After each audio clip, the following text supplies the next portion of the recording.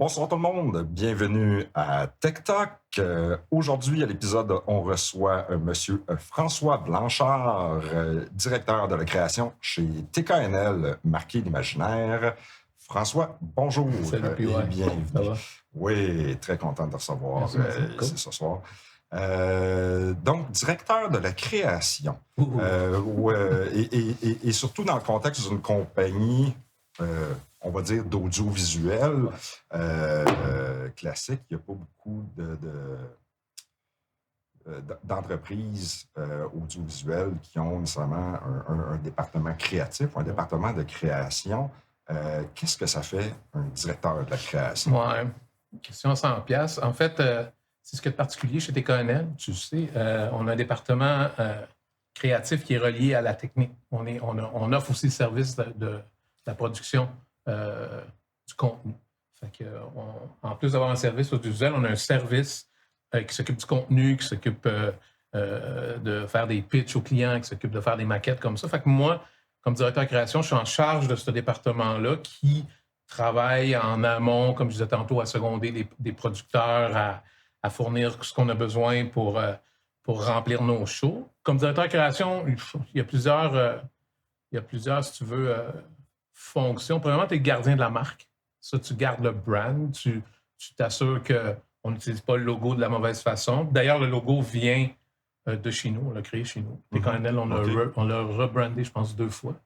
Fait que c'est gardien de la marque. C'est aussi un peu le pusher de créativité, si tu veux, chez TKNL. Okay.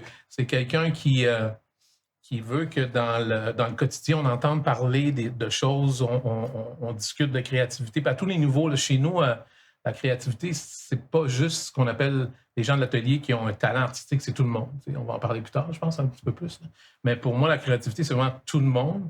Puis c'est d'avoir des discours sur la créativité, d'avoir des rencontres sur la créativité. On a des intranets internes où on parle de aller voir ce show-là, c'est le fun, c'est beau, il y a de belles affaires. À Montréal, il y a tel truc. Fait que c'est un peu ça d'installer, si tu veux, un discours créatif à l'intérieur de l'entreprise. Alimenter une curiosité au sein des employés puis de l'équipe. 100%. Pas juste des graphistes, des concepteurs, mais de tout un chacun. Ah, puis tu sais, c'est vraiment j'ai un point de vue arrêté là-dessus. Là. Je suis tanné qu'on associe toujours la créativité aux gens qui produisent des images. Là. Tu sais, oui, mais non. C'est pas tant que ça. Fait que, et puis aussi, ben, je vais je suis comme une espèce de W40 de créativité. Tu sais, je vois toujours au bon fonctionnement du processus dans un projet, m'assurer que les bonnes personnes sont au bon endroit, avec une équipe évidemment, m'assurer que les bonnes personnes sont au bon endroit, au bon moment, et puis qu'on livre la marchandise. Là. OK. Voilà. Et comment tu es devenu directeur de la création chez TKNL? Ton parcours a commencé où? Drôle de chemin. Ça ressemble beaucoup à mes études. En fait, à l'école, je me suis cherché longtemps, au grand désarroi de mes parents. Je savais qu'il y a des choses qui ne marchaient pas. Puis probablement que si on avait à mettre des diagnostics sur mon cas, il y a une trentaine ou une quarantaine d'années, on en aurait mis. Là, mais la mathématique, ça ne marchait pas. La philosophie, ça ne marchait pas. Des trucs comme ça, la bio, pardon. Puis je savais que j'aimais dessiner. Fait que je suis allé vers les arts plastiques automatiquement en partant. J'ai un deck en art. Là. Après, je suis rentré à l'université en arts plastiques, mais je n'avais pas cette passion-là de l'art, si tu veux, pour décider de peindre, puis de vivre de mon art. Puis j'aimais ça, faire ça, mais j'avais pas cette espèce de drive-là. De devenir un artisan, si je peux dire ça comme ça, parce que tu es un artiste. Là. Je voudrais pas dire de ne pas devenir un artiste. Je considère que tu en es un. Moi, je me considère comme un artisan. Tu sais, on en parlera tantôt, là, si tu veux. Mais non, j'avais pas ça. Puis j'essaie de trouver une façon de... Comment tu fais pour vivre de ça de façon, pour moi, plus convenable. Là. Fait que je me cherchais, je suis allé en architecture à l'université encore, beaucoup trop rigide. J'avais des problèmes de liberté, j'ai l'impression. Je suis allé en design de l'environnement pour comprendre. Mais tu sais, il y avait quelque chose... Puis on recule encore, comme je te dis, d'une trentaine d'années, d'une quarantaine d'années. Puis pendant que je faisais ça, il y a des gens qui me demandaient, tu me dessinerais-tu un truc, mettre sur mon camion, ou tu me décides. Là, c'est là que j'ai appris que tu pouvais avoir un côté commercial, si tu veux, à l'art. Tu peux avoir un côté, les gens pouvaient t'appeler avaient des besoins de faire des images. Puis là, j'ai découvert le graphisme. Okay. Fait que j'ai dit, tiens, ça se peut. Fait que j'ai fait mon bac en graphisme à l'Université Laval. C'est là que j'ai appris mon métier. Là. J'ai appris à devenir un graphiste, des logos. Fait que j'ai une formation de graphiste en tant que tel. Cheminement, j'ai été chanceux, sors de l'école, je rentre dans une nouvelle boîte d'un monsieur qui recommence son entreprise puis qui me dit je recommence mon entreprise, il y a des boîtes brunes là, ça s'appelle des Mac. T'es mon premier graphiste, ouvre ça, puis appelle tes amis, puis on commence.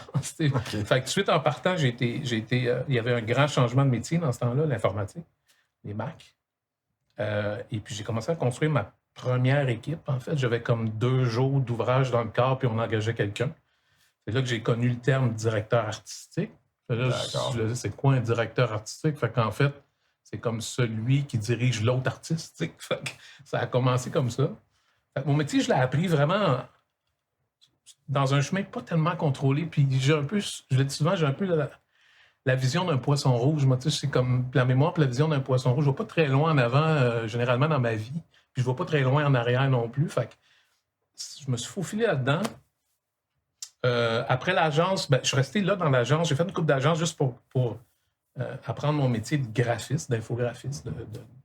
À l'époque, moi, je suis un graphiste, je ne suis pas un motion designer. Et puis, on avait un gros client qui était, même ça marche des fois, là, un gros client, pour ne pas le nommer, qui s'appelait Dans un jardin. Oui. On parle du début des années 2000. Qui était probablement un grand chef de file dans tout ce qui était packaging, puis les cadeaux dans un jardin, tu t'en souviens? Oui, tout à fait. Fait qu'on avait tout. Ah non, ça faisait les 90, tout ça, c'était super fort. Ouais. On faisait tous les sacs, tous les packaging, tous les emballages, toutes les vitrines, toutes les fenêtres, l'agence comme telle.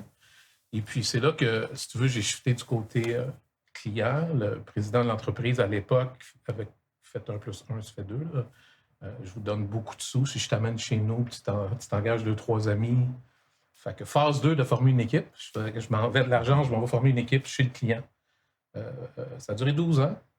On était quand même 7-8. On produisait ce que les gens voyaient à l'époque, là, les posters, les sacs, les trucs. Fait que... Puis drôle, encore une espèce de rapport entre les deux jobs où je me suis aperçu que j'ai toujours été dans des équipes. J'ai jamais été rarement tout seul longtemps.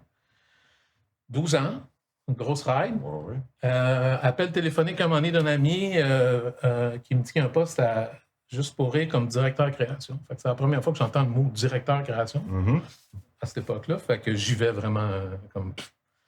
Et puis ça marche. En fait, même chose à l'époque. Jackie Allenby, qui était la vice-présidente, me demande de former une équipe chez Juste pour rire. Pour qu'on ait une équipe qui produise tout ce qui était imprimé, affiches, posters, tout ce que les gens voyaient, pub télé, pub des revues, tout le fait que c'était une équipe à chaque année qu'on reconstruisait parce que tu vois, le monde comme ça, l'événementiel, on engage sporadiquement, on part de 3, on tombe jusqu'à 22, on tombe à 0. On recommence à chaque année. Fait que pendant 7 ans, j'ai construit des équipes. Fait que tu commences à avoir une ligne de trucs. Et puis, assez intense, je te dirais, l'événementiel. J'avais décidé d'arrêter. La dernière année, je n'avais assez. J'ai arrêté. Je voulais prendre une pause de quelques mois. Je ne savais pas trop. Et moi, j'habite en Montérégie. Et je vois une annonce avec des mots genre que j'aimais bien, directeur création Boucherville. C'est comme ça. Pas sur la Rive-Sud. Oui, parce qu'on s'entend. Juste pour rire était Sherbrooke, Saint-Laurent quand même. Oui.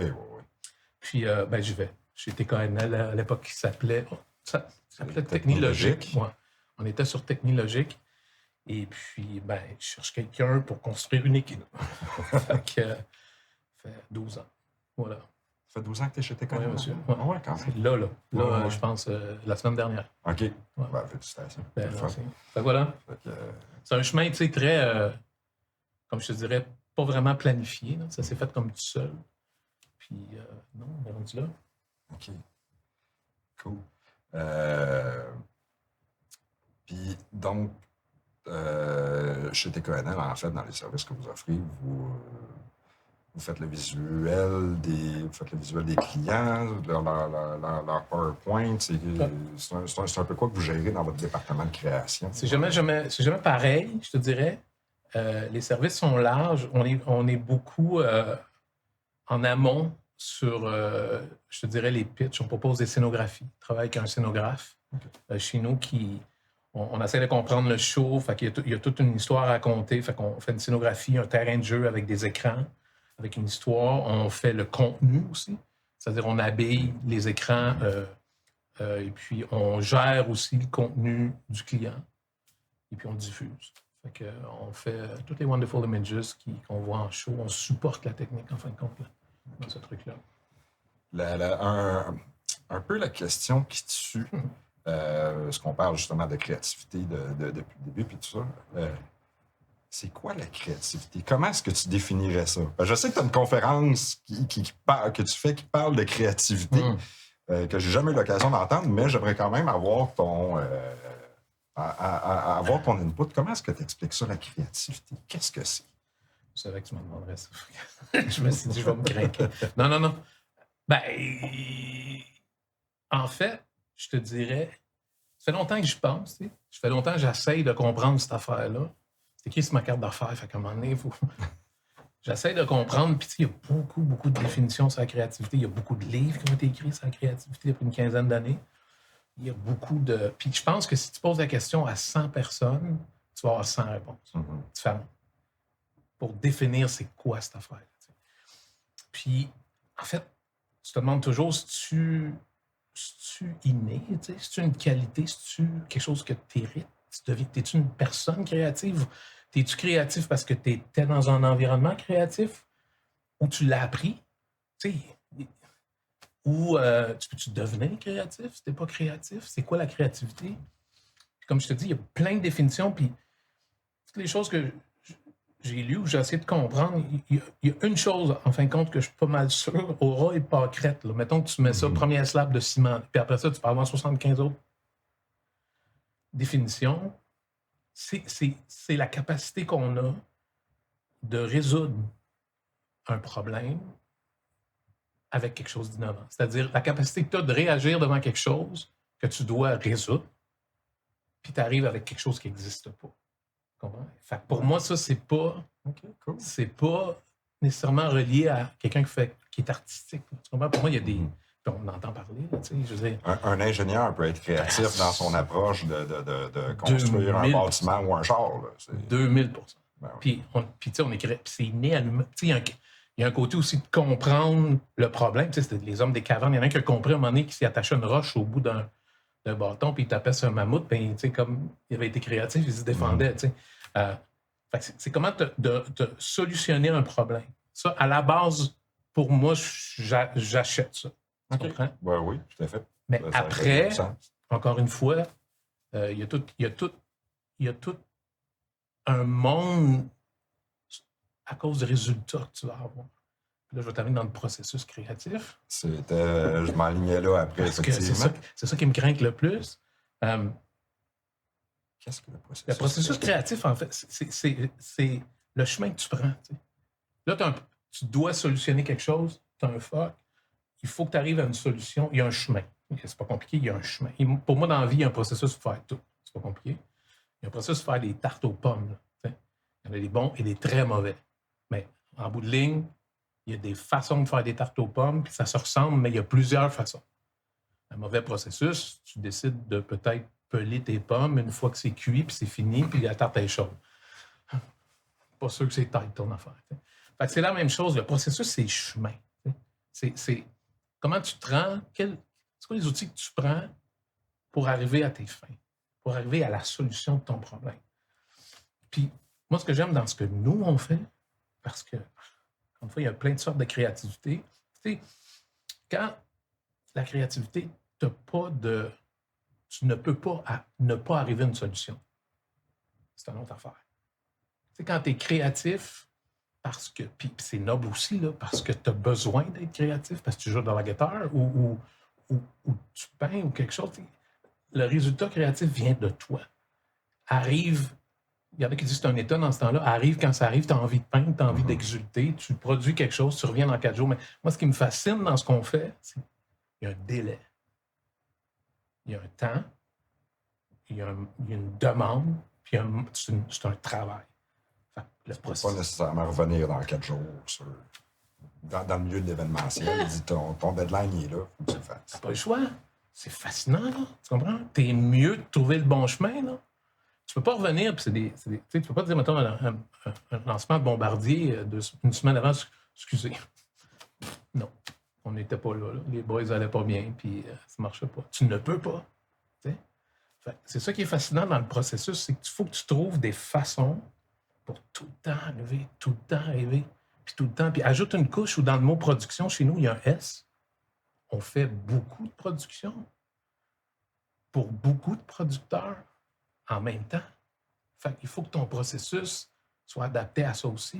Tu comprends? C'est une machine, le processus de la création chez nous. Là. C'est un truc réfléchi, planifié. Surtout si c'est une création de zéro pour un client. T'sais. Est-ce que le client va aimer le pitch? Est-ce que le client va aimer le chemin que nous autres, les créateurs, on décide de prendre pour raconter son histoire? Tout ça. Ouais. Si le client arrive et dit « Ouais, mais non. » Ouais. Mais là, il faut que tu trouves, là, c'est quoi le maintenant? Oui, c'est ça l'affaire. Mais tu sais, je reviens à ça, c'est la pression de toujours réussir. T'sais. La pression de toujours arriver à tes fins. Puis, moi, je pense que ça se planifie, ça se travaille. Puis, il y a des façons de faire qui fonctionnent. Puis, il y a des façons de faire qui ne fonctionnent pas, qui fonctionnent mal. Puis, ça reste très, très fascinant pour eux. Tu parlais tantôt de problèmes sans solution. Il y a une citation d'Einstein que j'affectionne particulièrement qui disait « Un problème sans solution est un problème mal posé. » 100%. 100%. Puis, tu sais, moi, je suis convaincu que... en amont, il y a une manière de faire les choses. T'sais. Moi, je travaille beaucoup là-dessus. Il y a un peu une espèce de loi de Pareto dans ma tête sur 20% c'est l'acte d'être créatif, puis 80% c'est te préparer à être créatif. T'sais. OK. Je suis convaincu que... Tu sais, pense-y, là, les joueurs de hockey, ils jouent une heure, ils jouent 60 minutes. C'est des professionnels. Mais leur processus commence pour certains soirs d'avant. Ils pourraient arriver, tu sais, à la glace 5 minutes avant la game, jouer sa game. Mais c'est comme nous, en fait, comme si je transpose ce que je te dis tantôt, parce que c'est une façon de faire. Puis il y a sa façon de faire. Tu sais, il se couche à la même heure. Il arrive dans l'après-midi, il sait que ça marche, il se couche à cette heure-là. Il sait que ça marche, il vient s'entraîner, il arrive au Centre Bell à cette heure-là. Il fait les mêmes affaires à la main parce que ça marche. Tu comprends?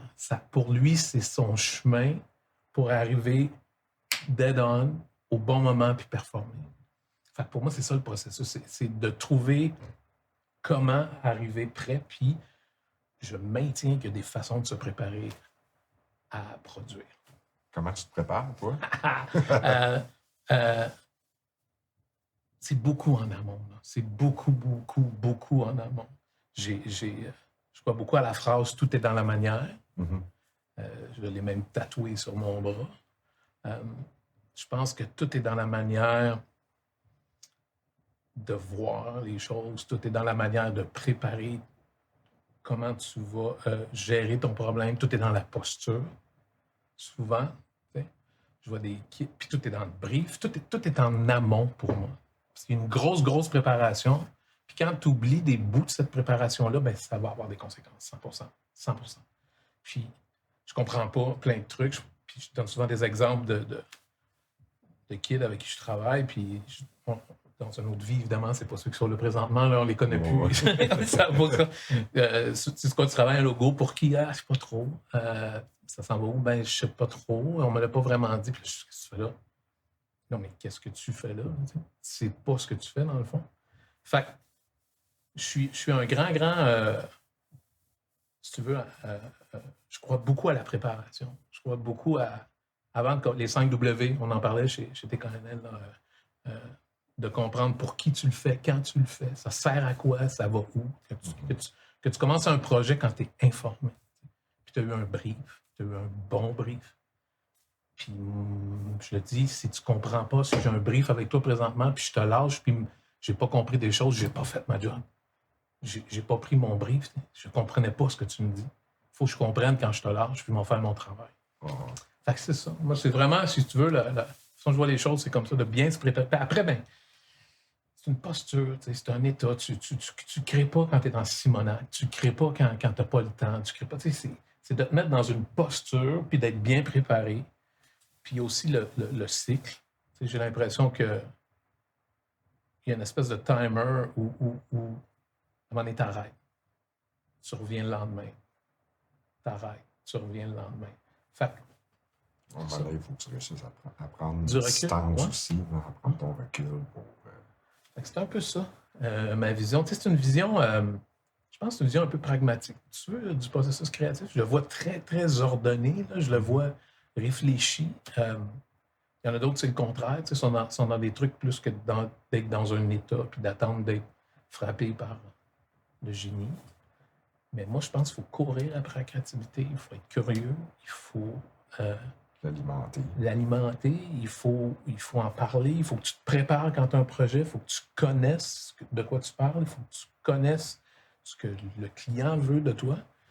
C'est là que je vois que moi, je suis un artisan. Tu sais. La ligne est... Tu dis, je suis un artiste. Je suis peut-être un artiste chez nous le soir quand je griffonne pour moi. Là, oui. Mais quand quelqu'un vient vous voir ou vient voir notre boîte puis dit j'ai besoin fait que j'ai besoin de ce que tu fais et je vais te payer, ben je suis un artisan. Il faut que je comprenne, je suis payé pour faire quelque chose qu'il ne peut pas faire. Fait que c'est là pour moi la nuance entre un artiste et un artisan. Un artiste, c'est beaucoup plus pour lui. C'est quelque chose que tu as besoin, pas tu as besoin ou que tu fais pour toi. Tandis qu'un artisan, c'est une demande. C'est quelqu'un, quand tu es soundman sur un show, quelque chose, il y a quelqu'un qui te paye pour tes talents de soundman. Tu es un artisan. C'est ça un peu. Puis tu pourrais être un artiste à faire du son aussi spatial, un soir chez vous, dans ta cave. Puis, fait que, c'est ça la nuance là, pour moi. D'accord. Tu parlais d'alimenter la créativité. C'est quoi les plus beaux shows que tu as vus? Ceux qui t'ont marqué personnellement, on va dire, en tant que spectateur? Ouais. Il y en a pas mal. Mais, bon, on peut en prendre 2-3, là. C'est pas un problème. Tu sais, puis oui, il y en a. Mais en général, j'aime voir des shows, point. Okay. Je pense qu'il n'y a pas... il n'y a rien que tu peux aller voir en performance qui est mauvais. Tu vas toujours accrocher sur, mettons, sur l'éclairage, ou tu vas toujours accrocher sur l'artiste, ou tu vas toujours accrocher sur un des musiciens. Je pense... Mais moi, je te dirais, beaucoup de Cirque du Soleil me frapper dans le visage jeune. Le premier que j'ai vu, j'ai vraiment été... Tout a arrêté. C'était tellement quelque chose que je connaissais pas, c'était tellement magique, c'était tellement plein d'affaires, c'était que tout a arrêté. Puis cet état-là, je le retrouve pas mal juste quand je suis au cirque, dans ces années-là. Entre autres, le premier que j'ai vu, ça a été Corteo, Flabbergasté. Puis je l'ai revu, je pense, je l'ai revu, je pense, il y a 1 an ou 2, ça a 25 ans, je suis là 20 ans, 2005, je pense. Corteo, c'est un cortège funèbre d'un clown. Il célèbre la mort d'un clown. On est dans sa tête. Puis c'est tous des clowns. Puis c'est particulier, c'est une scène centrale. C'est un catwalk. Là, comment on dit ça, un catwalk en français? En tout cas. Un catwalk? Au Québec, c'est un catwalk. Un catwalk au Québec. De 45 pieds. Ça traverse la salle en deux. Ça divise la salle en deux. Fait que tu vois le spectacle en miroir, t'es chaque bar. En tente, ça divise le truc en deux. Puis je l'ai vu aussi en salle où ça divise littéralement l'aréna en deux. Puis tout est linéaire. Et toute la règle, puis toute la magie, puis toutes les choses qui ont besoin descendent du plafond, descendent du... C'est comme... Puis c'est un film de Fellini, là, c'est hallucinant. Allegria, je vais mourir. Parce que c'était la musique aussi. Oui. Wow. Ça, je pense qu'à peu près tout le monde au Québec, minimalement, se rappelle au moins de la Tum-Tam d'Allegria. Là, ça nous a vraiment frappé. Là. Mais tu sais, cette époque-là, c'était fort. Il y avait de pouvoir, tu te sentais vraiment transporté. Là. Transporté, tu étais ailleurs pendant 2 heures, je sais pas. Fait que je te dirais, tous les cirques, ça m'a pas mal impressionné. Quand j'étais jeune, j'étais chanceux aussi parce que j'avais des tantes, ma mère avait des sœurs, beaucoup de sœurs, puis il était abonné au TNM, au théâtre. Puis moi, j'étais comme le jeune un peu différent. Là, fait que quand une tante venait pas, ben, on amenait. Fait que j'ai vu beaucoup de théâtre quand j'étais petit. Je comprenais pas tout, mais j'aimais ça. Puis la musique, ben, j'écouterais 2 gars, ils ont joué de la cuillère moi, au Centre Bell. Là. C'est sûr que je vais aimer ça. C'est sûr que je vais aimer ça. J'ai vu des shows pour différentes raisons. Des shows de Muse, entre autres, à Montréal, qui étaient là. On avait déjà discuté du show Drones de Ouais. Muse. Tu parlais de la scène linéaire en plus, ça m'a tout de suite fait penser à ça. Effectivement, On a dit, ouais, écoute, le visuel de ça était. Les ballons. Il y avait le même monde au-dessus, ça c'était effrayant. Il y avait comme 2 scènes. Il y avait du monde, autant de techniciens dans le plafond qu'il y en avait à terre. Non, moi, je suis un homme, là, mais on pourrait jaser pendant 5 heures. Là, j'aime voir la créativité des gens. J'aime voir, comme je te dis, c'est pas le musicien que je vais aimer, c'est la mise en scène, c'est pas la mise en scène, c'est les écrans, c'est pas les écrans, je vais trouver qu'il y a toujours quelque chose. Il y a toujours quelque chose. Puis c'est un beau moment des spectacles. C'est vraiment Robert Lepage, Martien, d'une autre planète. Il habitait Québec quand j'étudiais, puis il était un petit peu plus. Il était à peine un petit peu plus. Moi, fait qu'il faisait du théâtre un petit peu underground. C'est un fou, là, c'est un fou furieux. Là. C'est comme la créativité de ce bonhomme-là est incroyable. Là. Puis aujourd'hui, encore toutes ces pièces. Là. Non, j'ai pas de. J'aime juste me faire pitcher des affaires en face, tu sais, puis de l'apprécier. Tu sais.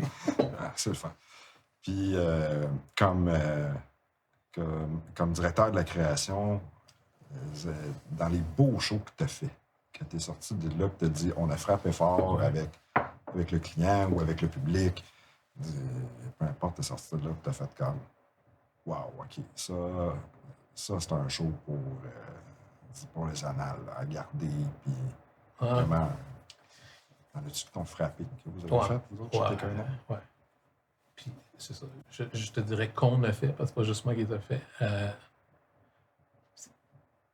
Puis évidemment, j'ai une tendance un peu contenue, là. Oui. Des formations professionnelles.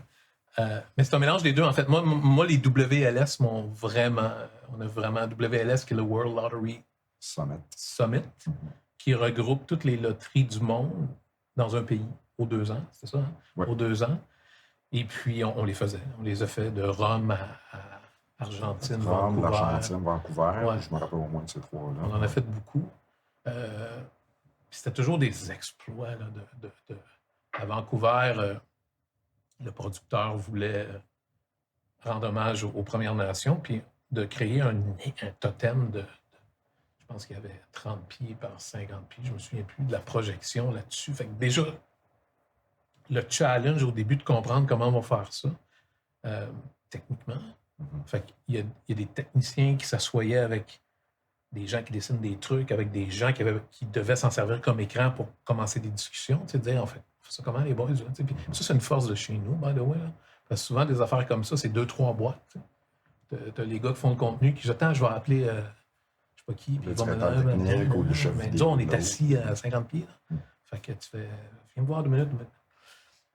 Fait qu'il y avait ça. WLS Vancouver qui était quelque chose. Un énorme totem où on avait de la projection circulaire, 360. En dessous, il y avait un bar. C'était un beau projet à produire, à penser, à voir aussi. Puis il y avait aussi un autre WLS qui était en Argentine où on avait littéralement un U de, je pense, 280 pieds. Je me souviens, c'était pas loin de un U de 300 pieds, genre 100 pieds par côté avec de la projection là-dessus, quelque chose comme là. Puis... Mais faire la prod de ça, c'est quelque chose, là. Je pense qu'il y a des vidéos, des images de ça sur le site web de TKNL. Sur le site de TKNL, on voit tout ça. Il y en a plein. Puis c'est ça qui les lancements d'avions aussi. On a fait des lancements de bombardiers. Puis faire du mapping sur un avion, déjà techniquement pas simple. Ouais. Puis ce qui arrive, c'est que souvent, on se lançait dans le vide. Là. Vous oui, on a déjà fait ça, ça va bien aller. Mais puis, les problèmes, puis c'est là que tu deviens comme crinqué, puis tu trouves des solutions, puis c'est toutes sortes de bébites qui travaillent ensemble. Là, ça fait c'est des gros shows, le fun. Là, puis l'adrénaline est dans le tapis, dans ces affaires, il y a des longues heures. les shows de la Ligue nationale aussi. On a fait des projections sur Sur glace, quand les shows commencent. Puis ça aussi, là, on a eu beaucoup de plaisir à faire ça. Puis t'apprends des affaires, dans le sens où, nous, les premières fois qu'on faisait ça, on faisait une production sur un écran. Tu fais des trucs, tu vois, mais tu réalises pas les premières fois que tu le fais qu'un pouce sur un écran, sur une glace de hockey, c'est mettons, 35 pieds. Fait que quand une rondelle bouge comme ça sur l'écran, ça glace, ça fly. Fait il y a un rapport de proportion après les premiers tests. Oups, on retourne en studio, on ralentit tout ça, les amis. Fait que non, il y a tout le temps une histoire avec ces gros projets-là. Fait que c'est dur de dire mon préféré. Là. Vous aviez fait la projection sur sable aussi, je crois. Oui, c'est ça. Écoute, je pense que c'était à Saint-Tite, ça. Ouais, t'es bon. T'étais là-dessus, d'ailleurs, non? Non. Non, pas du tout. Non, j'étais pas chez TKNL à cette époque-là. C'est quelqu'un qui avait vu notre travail sur la glace, puis qui avait juste, à l'époque, il l'avait jamais fait, puis qui avait demandé à notre producteur, tu peux-tu projeter dans le sable? Je suis en charge de Saint-Tite, puis il a dit oui. Fait que c'est là que ça devient un projet, en haut. Ouais.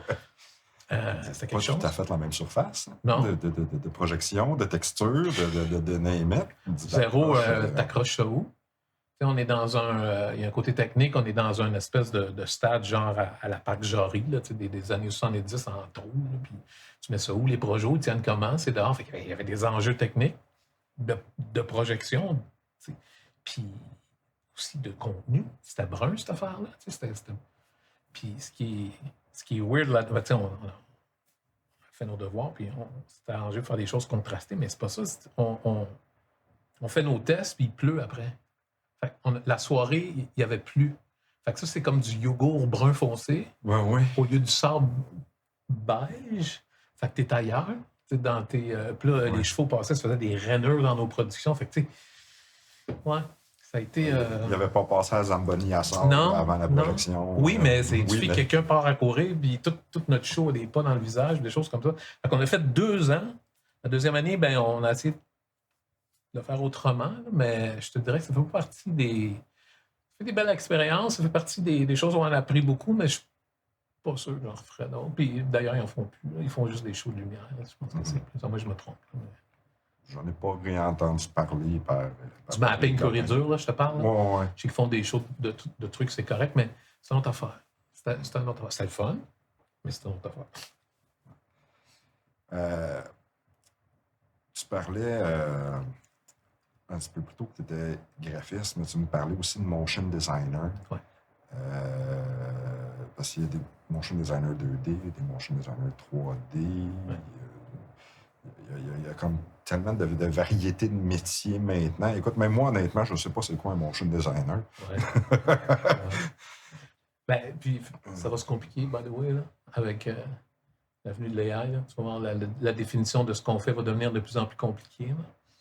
Il va peut-être avoir des graphistes spécialisés avec l'intelligence artificielle. Il y en a. Puis... Ça sont définis comme ça là, maintenant, là. Des graphistes AI, des designers AI. Okay. Tu peux engager quelqu'un qui se définit comme puis ça fait une couple d'années aussi. Là. Mais la différence, si tu veux, entre un graphiste de base, là, mettons un graphiste qui crée des images, généralement, ça ne bouge pas. Si tu veux faire une comparaison banane-banane. Un motion, c'est un graphiste qui a des notions de graphisme, mais aussi des notions, il y a des programmes After Effects, que tu as sûrement entendu parler, qui lui permettent de contrôler le mouvement de son image. Fait un motion, c'est quelqu'un qui travaille, si tu veux, avec des images qui bougent. C'est souvent relié à des... Ça travaille aussi avec des monteurs vidéo. Tu sais, on fait beaucoup de motion des fois avec la vidéo. On appelle ça des bumper-in, des choses pour... Fait que c'est de l'image qui bouge, en fait, un motion. C'est ça la grande différence. 3D, 2D, là, c'est plus, je te dirais, c'est pas vraiment des motions 3D, 2D, on est plus dans l'animation 3D. Ça, c'est très large. Puis, tu sais, on a aussi de l'animation. Chez nous, on a des gens qui font beaucoup de SketchUp. Je sais pas si tu connais SketchUp, qui est un programme de modélisation pour faire des maquettes. On a du Wig. Fait que, tu sais, on a beaucoup d'outils. On a beaucoup de gens différents.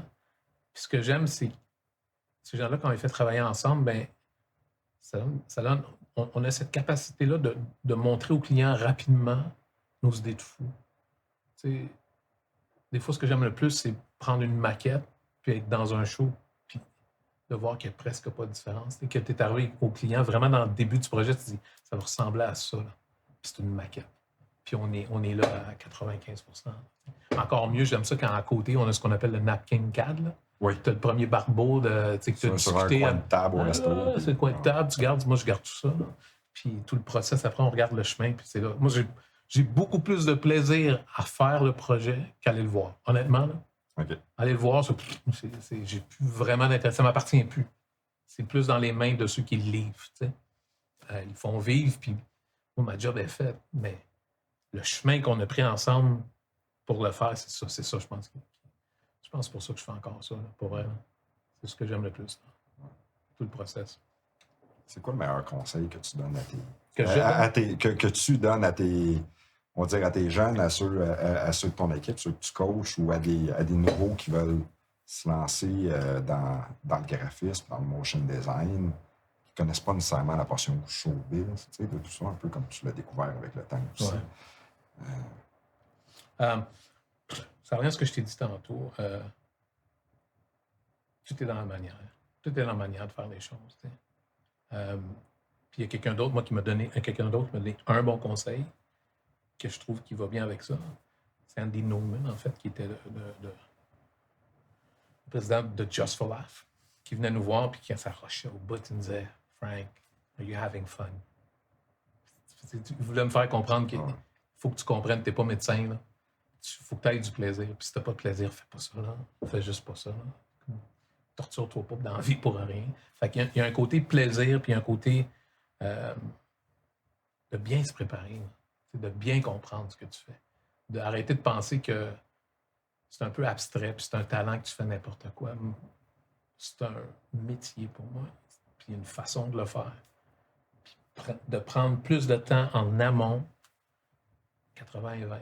Prépare-toi 80% du temps, puis attaque-toi à 20% du temps à ce que tu as à faire. Tu comprends? Puis ça, quand on fait des trucs comme ça, je sais qu'avant ça, il y a une couple de discussions, il y a une couple de barbeaux, il y a une couple de...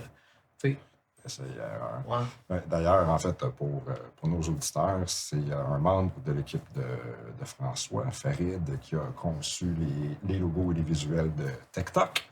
Donc, merci beaucoup, Farid. J'adore ça. Fait que c'est ça. De prendre son temps, de bien comprendre, de cerner le problème, de réfléchir, de se mettre dans un état où tu vas performer. T'sais. On revient à Farid, on le connaît tous les deux. Des fois, Farid, mettons, bouillant, c'est le mot qu'on voudrait dire. Puis j'ai dit tout le temps, va-t'en. Tu feras rien devant ton écran présentement, là, va-t'en. Fait qu'il y a un état, il y a une façon de faire. Puis je pense que, comme l'exemple des joueurs de hockey que je t'ai donné tantôt, là, quand tu vas connaître ta recette, fais-la tout le temps. Fais-la tout le temps. C'est pas un hasard, moi, je pense, la créativité. C'est pas un act of God. Là. C'est un métier, c'est une façon de se préparer. Genre avec un jazzman à un moment donné. Puis il me disait la meilleure façon de faire une improvisation, c'est de la préparer. Absolument. Non, mais c'est vrai. Tout se prépare. Même l'improvisation, il faut que tu saches où tu t'en vas. Il faut que tu aies une base. Il faut que tu aies une petite idée quand même. C'est un muscle. C'est comme un muscle. Oh non, j'assume ça à 100%. Tantôt, un peu avant qu'on commence l'enregistrement, tu me parlais, tu disais qu'il y a une anecdote qu'il fallait que tu me racontes par rapport à une affiche ou un poster, quelque chose dans le genre. Ouais, tu vas aller là. On en avait parlé, je me disais, une anecdote. Tu sais, moi, je fais ça. Je me souviens, quand je voulais être graphiste, parce qu'au début, j'aime la pub. J'ai toujours aimé la pub. J'ai un keynote, je pense que j'ai peut-être 200 pubs. Des pubs, des affiches, des pubs de bord d'autoroute, des pubs télé aussi, mais j'aime la pub. J'aime quand c'est bien fait, j'aime quand c'est réfléchi. J'aime ça, les compagnies font des belles pubs. Puis je pense toujours aux réunions. À quoi ressemblent les réunions en arrière de ça? Un gars qui est arrivé, hey, j'ai une bonne idée. Puis des fois, fait on avait... c'est pour ça que cet exemple-là m'est revenu. On avait on faisait des affiches à l'époque à Juste pour rire de tous les shows. À toutes les années, on faisait des affiches des shows, des comédies musicales, whatever. Mais il fallait vendre des billets. Fait en amont, on faisait des affiches, on ne savait pas vraiment le nom. On n'avait pas encore tous les artistes. On avait peut-être le metteur en scène. Si on était chanceux, on avait le nom de la pièce. Puis tu avais un producteur qui disait « Ça me prend une affiche! » Fait qu'on faisait des affiches. Des fois, il faut avoir jusqu'à 3 versions. Jusqu'à temps qu'on arrive qu'on a les grosses têtes. Puis bon. Puis te montrer le pouvoir, si tu veux, de la pub. La pièce qu'on ne connaît pas personne à l'époque, qu'on a à faire la publicité, ça s'appelle Le Prénom.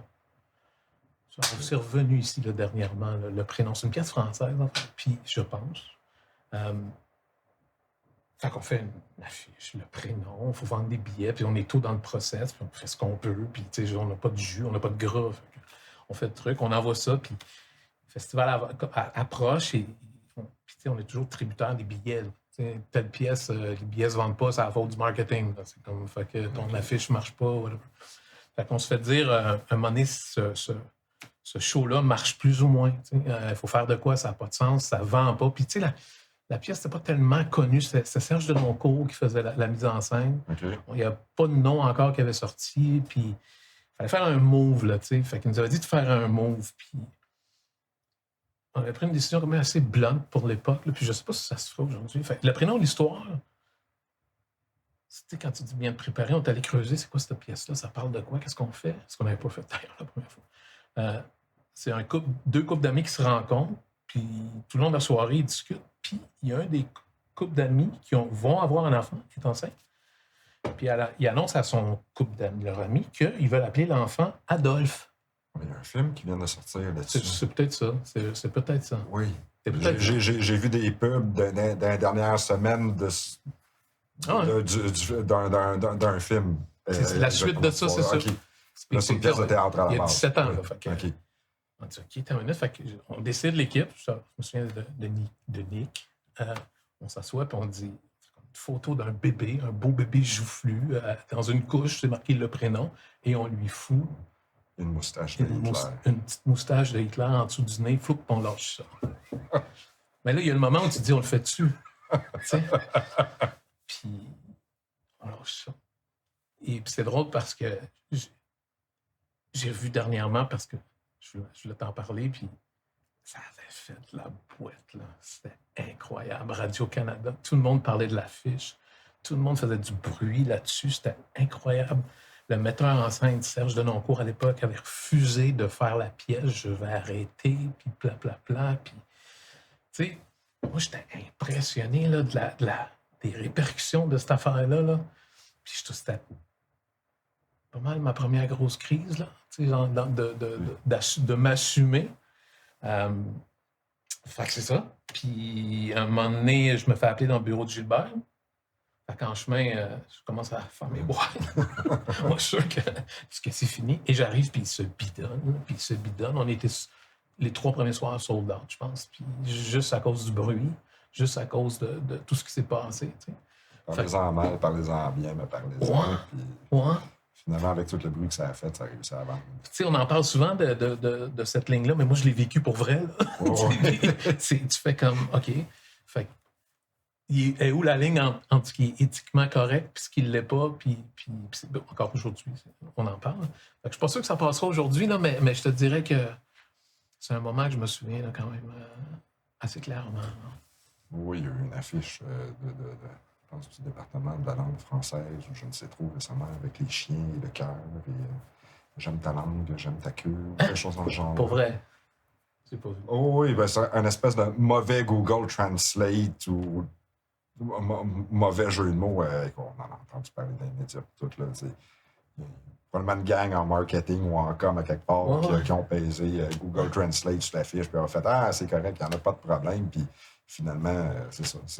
Ça finit avec « J'aime ta queue. » Puis c'est deux images de chiens puis tout ça, mais au Québec, on se met à la connotation. Mais tu sais, ce qui est fascinant tout le temps, c'est tu as vu les pubs de. Je sais pas si tu as vu les pubs télé de la Fédération de lait du Québec. C'est des vaches qui se parlent. Puis, oui, c'est assez vieux quand même. Mais moi, je pense toujours au gars, tu sais, le DC ou le DA qui est assis devant la table de marketing de l'agence, puis que là, c'est deux vaches qui se parlent, puis la une qui... Tu sais, Les deux prises électriques de Hydro-Québec. Ouais, c'est ça. Mais c'était cool. Ça, c'était vraiment cool. Ouais. Fait que tu vois, c'est pour ça que j'aime la pub. C'est des choses comme ça que j'aime. Des gens qui disent, qu'est-ce qu'on fait de différent? Puis on s'entend là, que tout a pas mal été fait. Là. Benoît Brière avec Belle Ouais. à l'époque. Ça a duré Juste des le années. décor blanc.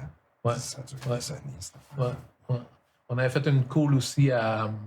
je me rappelle plein de trucs. Dans un jardin où on avait un panneau d'autoroute. Les panneaux d'autoroute, c'est intéressant, ça aussi. Tu remarqueras, si tu te promènes, là, les panneaux d'autoroute, je te dirais 8 sur 10 que je considère que ça ne fonctionne pas tellement. Tu feras l'exercice de voir que j'ai compris. Ouais. Il est trop tard. Il est déjà trop tard. Fait, c'est quelque chose qui est le fun à travailler. Il faut que ce soit percutant. Il faut que ça prenne 1 point quelques secondes à comprendre. Fait qu'on voulait faire monter la vente des bains moussants. Tu te souviens de ça, les bains moussants, parfumerie dans un jardin. Ouais. Fait que c'était compliqué là, de mettre un bain moussant sur une... Fait que le message était clair, net et précis. On avait mis le logo parfumerie dans un jardin, genre big and bold. On avait une grosse poire de côté, puis c'était écrit « Quand je serai grande, je serai un bain moussant ». On n'avait pas de bouteille, on n'avait rien. On avait associé le logo à la poire, à bain moussant. Les ventes de bain moussant des poires comme doublées. C'est le fun, ça, de trouver des solutions, de voir, non, je ne mettrai pas une bouteille marquée promotion, les approches, les angles à faire comme ça, moi, c'est ça que j'aime dans la pub. Là. McDo font des pubs magnifiques, imprimées, là, magnifiques. Ils utilisent juste l'arche, je ne sais pas si tu as vu plein de trucs.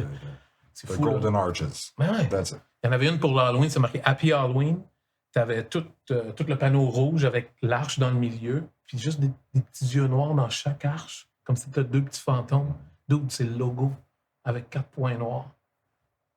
Puis tu comprends que c'est l'Halloween. C'est marqué Happy Halloween. Fait que ça, là, j'en prendrais, puis j'en prendrais tout le temps. Puis une époque aussi, c'est ça, les nuits de la pub, les lions d'or de la pub, il y avait comme je pense que c'était le Beau-Bien ou quelque chose qui passait des pubs toute la nuit. Des pubs à travers le monde, des stunts publicitaires. Là, ça, c'était fou, là, c'était fou braque, là.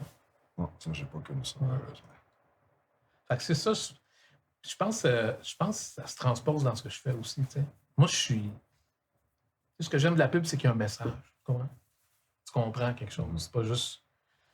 Fait que c'est pour ça que je te dis le côté d'événementiel, pourquoi j'aime ce que je fais là, puis je suis arrivé là, parce que l'événementiel, pour moi, c'est pas abstrait. Il y a un message. T'sais. On a un client qui a des choses à mettre dans les écrans, il y a un message à passer. Fait il y a une réflexion à faire là-dessus, sur ta façon de faire les affaires. C'est ça que j'aime, je pense. C'est ça que j'aime faire. Entre autres. C'est vraiment cool. Voilà. C'est le fun, ça paraît. Hein? Dis ça paraît, ça t'allume. Ouais. Puis là, j'aime ça parce que j'ai une génération, là, ou deux, tu sais, que je vois des jeunes bébites arriver, là, plein de talent. C'est ça qui est le fun à voir. Puis ils vont devenir des objets de destruction massive avec les instruments qu'ils vont avoir aujourd'hui. On parle souvent des hypes, on parle souvent des images qu'on peut produire avec les eyes. N'importe qui peut se servir de l'AI. Ouais, mets ça dans les mains d'un Farid. Tu comprends? Mets cet outil-là dans les mains de quelqu'un qui a du talent. Ça va être une arme de destruction incroyable. Ça va faire des choses hallucinantes. Tu comprends? C'est ça qui est de fun. Ces jeunes flots-là, que j'ai envie, là, ils ont sky's the limit. Il n'y a pas de limite. Quand on regarde l'AI, moi, je le regarde comme celui qui a besoin d'images. Tu sais, mettons, tu briefes un gars, tu sais, j'ai besoin de quelqu'un qui marche sur l'eau, puis sa tête se transforme en biscuit pendant qu'il est là. Comment on fait ça? Puis c'est ça la possibilité de l'AI. Tu comprends? Il n'y a pas de limite à ton imagination. L'outil va te donner tout ce que tu veux. On va peut-être créer, malheureusement, je te dirais, des mauvais directeurs artistiques qui vont créer des choses qui ne seront peut-être pas tout le temps la bienvenue, mais quelqu'un qui a du talent, là. C'est comme les appareils digitales. Tu sais, à l'époque, quand c'est arrivé, tout le monde s'est proclamé photographe. Non. tu as un appareil digital et tu prends des photos. Mais toi, tu es photographe, puis tu as un appareil digital, tu es différent. Tu comprends? Tu fais pas les mêmes choses. Pour moi, comme sonorisateur, c'était les home studios. Quand vraiment tout le monde était capable de s'acheter du gear puis des licences, puis Faire un 10 chez eux. une carte de son dans leur Pentium, là, dans leur tour, là, avec juste un 58 là-dedans, puis let's go, on fait un album. Là. Ça a été la mort annoncée de tous les studios d'enregistrement après ça. Même moi, j'avais un studio à l'époque, puis quand j'ai perdu des contrats parce que ben, finalement, un de mes chums avait des cartes de son avec son ordi, là, puis il nous a fait ça. Là, puis, Ouais. Ça a été tough? Oui. Ben, surtout, moi, je commençais à l'époque. Je ne pas vraiment de nom et tout ça, mais je m'étais équipé de manière professionnelle. Mais, là, tu étais capable de t'acheter une carte de son de 250-300$, mettre ça là-dedans, tu avais 2-3 entrées, puis let's go, tu mixais. Là. Mais tu sais, je pense que ces affaires-là technologiques, ça crée aussi d'autres choses. Tu sais, quand. Il y a eu des grands changements. Là, bon, l'avenue de l'appareil photo, là, mettons, ça allait. Début du siècle, là. C'était pour tuer la peinture. C'était pour tuer les portraitistes. Oui, ça a probablement tué les portraitistes en 1800 ou whatever, mais ça a fait que les artistes de l'époque ne faisaient plus de portraits, fait qu'ils ont créé le cubisme, ils ont créé le pointillisme, ils ont créé l'abstrait. Tu comprends? Je pense que la technologie peut peut-être tuer des trucs, mais créer d'autres choses. Ouais. Fait que j'ai l'impression que je ne me connais pas comme toi dans le son que tu as juste eu peut-être un paquet de monde qui faisait du mauvais son. Oui. Puis après ça, il y a des gens qui vont voir des gens qui savent que ça va être d'autres choses. C'est ça, je pense, là, le retour du balancier là, un jour là, qui revient. Comme la photo, pareil comme je t'ai dit, là, la photo. Bref. Tu penses qu'engager un professionnel coûte cher à t'en engager un amateur? Oui, c'est ça. C'est ça. À tes risques et périls. C'est n'importe game. Fait que l'AI, vous autres, toi, dans ton processus, puis avec tes équipes et tout ça, vous avez vraiment vous embrassez vraiment l'AI comme un nouvel outil de création et non pas quelque chose qui va venir vous piquer vos jobs dans 5 ans. Non, ouais, un peu, mais dans le sens, surtout, on a pris la décision il y a 3 ans déjà, avec Marc Lheureux, de se poser la question, qu'est-ce qu'on fait avec ça? Tu sais? C'est quoi la posture de l'entreprise sur l'intelligence artificielle? On en pense tous quelque chose, puis on l'utilise, mais TKNL se positionne comment? Là? On fait quoi? C'est quoi qu'est-ce qu'on fait au niveau de l'éthique? C'est quelque chose pareil, faire des voice of God à l'AI, de prendre la job d'un narrateur. On fait-tu ça, nous? On va-tu là? Fait que, ce qu'on avait décidé, c'est que, chose certaine, on reste là. C'est-à-dire, on est stay in the race, on reste curieux. On a du R&D sur l'AI à 100%. On teste, on mandate des gens à essayer des trucs. Puis là, pour moi, l'intelligence artificielle, présentement, j'ai aucun problème à l'utiliser dans l'équipe quand on l'utilise au mood board, quand on le diffuse à rien, dans le sens où ça reste à l'interne, on présente au client, mais au niveau des maquettes. À partir de là, quand vient le temps de faire des tests, parce qu'on a l'avantage, si tu veux, on a moins de problèmes d'éthique parce que nous, nos shows sont en privé. C'est pas diffusé publiquement. C'est pas diffusé publiquement. Fait que quand on veut faire des tests devant des gens, on demande aux clients, ça te dérange-tu si nos voix vont être AI, on veut faire des tests. Ça te dérange-tu si certains personnages de nos vidéos sont AI? Fait on est là présentement. On l'utilise beaucoup à tous les niveaux, au niveau génératif, l'image, du son. Mais on est en train de se situer comme entreprise. On est en train de d'avoir, comme je te disais tantôt, une posture. Comment on utilise ça, dans quelles circonstances, pour surtout pas avoir des problèmes d'éthique qu'on entend là, présentement. Okay. Fait que oui, 100 000 à l'heure là-dedans. Puis moi, ma position personnelle, c'est que c'est juste un outil fabuleux. C'est un outil indéfinissable. C'est comme ça n'a aucun sens la puissance de cette bébête-là. C'est facile avec les AI. Quelqu'un dit au bureau, je t'ai compris. Créer un perroquet obèse. C'est facile. C'est plus difficile quand tu as créé un perroquet obèse, puis ton client dit, tu sais, les lacets du perroquet obèse, j'aimerais ça qu'il soit pas blanc, qu'il soit bleu. Good luck. OK. Good luck. C'est ça l'affaire. C'est de contrôler la bête, tu sais. Comment tu fais pour la contrôler comme tu contrôles Photoshop ou comme tu contrôles ton crayon? C'est ça, là. Et puis là, on s'en vient bon là-dedans. Nous, depuis 2 ans, c'est ça qu'on fait. Réussir à avoir les bons prompts, comment bien parler à la machine pour qu'elle te comprenne. 100%. Utiliser les bons logiciels, savoir comment y aller. Puis souvent, les gens, puis il y a toujours quelqu'un aussi devant la machine. Là. Souvent, les gens pensent, hey, AI, F1, non. Il n'y a pas un Python AI, ça prend quelqu'un avant qui réfléchit. C'est une autre affaire. Les possibilités sont plus grandes. Encore une fois, je pense qu'en amont, si tu es bien préparé, tu vas avoir des résultats sur AI, ça, c'est ça. Puis j'ai ça parce que la phrase est galvaudée, mais je le pense sincèrement. Là. Moi, je ne pense pas que l'AI va remplacer, certaines personnes, mais c'est les gens qui utilisent l'AI qui vont te remplacer. T'sais. Oui, on va perdre des jobs, probablement. Oui, il va arriver des trucs. Je pense qu'il y a des jobs qui vont peut-être juste se réadapter, un peu comme tu dis. Changer de format ou whatever. Je serais peut-être un petit peu plus... j'aurais peut-être un petit peu peur du côté de tout ce qui est donné, là, tout ce qui est genre, comptabilité, avocat, tout ce que, en fait, l'intelligence peut pas vraiment d'avoir de relation humaine, là.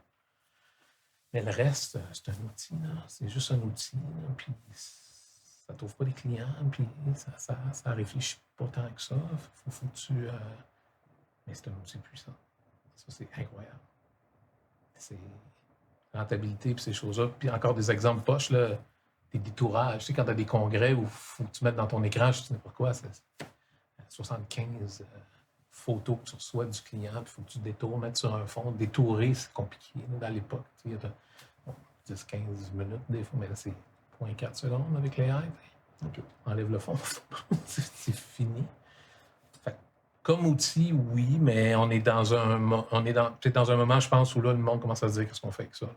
C'est quoi les répercussions qu'on peut avoir là, au niveau de la business. Là.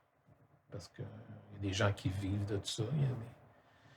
Quand on ne prend pas des comédiens, mais on ne prend pas des comédiens. Quand on ne prend pas des voix, on ne prend pas des voix. Fait que on est proche d'avoir des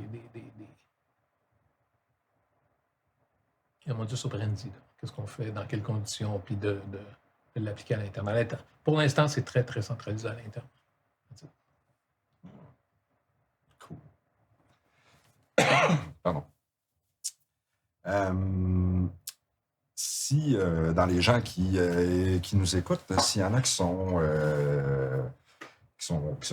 graphistes ou motion designers, ou bref, qui sont des bêtes créatives qui veulent se joindre à ton équipe, comment est-ce qu'ils font pour aller appliquer chez vous, chez TKNL? Site internet, tknl.com. On a un endroit, là, contactez-nous, recrutez. On a beaucoup de gens qu'on découvre par là, by the way. Fait que, ou vous pouvez m'écrire à moi, là, chez f.blanchard@tknl.com. Toujours intéressé de rencontrer des nouveaux talents. Là. On a une belle équipe, puis voilà. Cool. Super. Ben écoute, François, merci ouais, énormément d'être venu nous voir, nous jaser de créativité et tout ça. Ouais. J'ai appris beaucoup. C'est un peu flou, là, mais c'est l'histoire de ma vie. Je suis toujours un peu flou. Ben, c'est un sujet flou aussi, la créativité. Comme tu disais au début, il n'y a pas de définition claire, nette et précise de ce que peut être la créativité ou les choses comme ça. Il y en a plein. Voilà. Merci. Merci d'être venu. Merci beaucoup tout le monde d'avoir écouté cet épisode de Tech Talk avec M. François Blanchard, directeur de la création chez TKNL, Marquer l'imaginaire. À la prochaine.